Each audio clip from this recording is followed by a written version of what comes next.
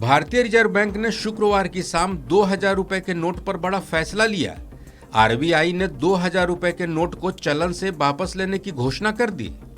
Reserve bank ने बैंकों को भी सलाह दी है कि तत्काल प्रभाव से 2000 रुपए मूल्य वर्ग के बैंक नोट को जारी करना बंद कर दें। आरबीआई ने यह फैसला क्लीन नोट पॉलिसी के तहत लिया है। आरबीआई ने कहा है कि ये नोट 30 सितंबर तक कानूनी रूप से वैध रहेंगे। सबसे खास बात यह है कि 2000 रुपए के बैंक नोट वैध मुद्रा बने रहेंगे। मतलब आपके पास अगर 2000 रुपए के नोट हैं तो आपको घबराने की जरूरत नहीं है।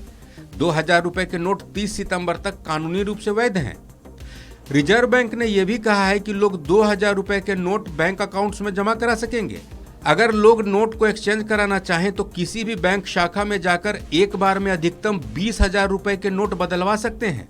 नोट जमा करने या बदलवाने की प्रक्रिया 23 मई से शुरू होगी और 30 सितंबर 2023 को खत्म होगी। आरबीआई ने प्रेस नोट जारी करके 2000 रुपए के नोट से जुड़ी जानकारी भी साझा की।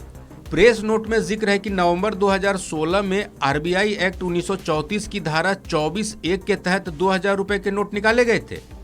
रिजर्व बैंक ने नोटबंदी के बाद इन नोटों को जारी किया था। ये फैसला इसलिए लिया गया था ताकि उस समय 500 और 1000 रुपए के जो नोट चलन से हटाए गए थे उनका बाजार और अर्थव्यवस्था पर असर कम किया जा सके। जब दूसरे मूल्य के बैंक नोट पर्याप्त मात्रा में उपलब्ध हो गए तब 2000 रुपए को चलन में लाने का उद्देश्य पूरा हो गया।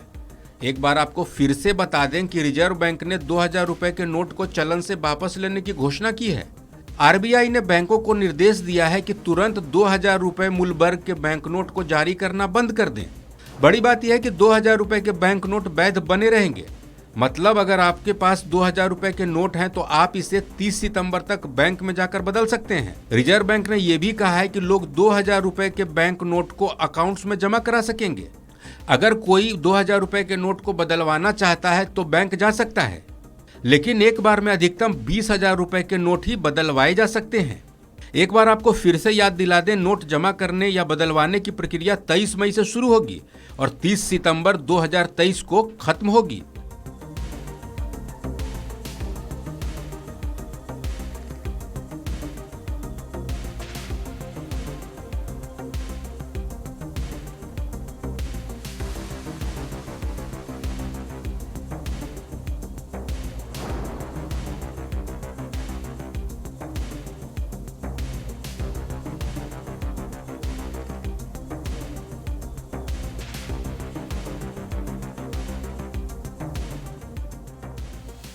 इस खबर में फिलहाल इतना ही। अपडेट्स के लिए बने रहिए वन इंडिया हिंदी के साथ।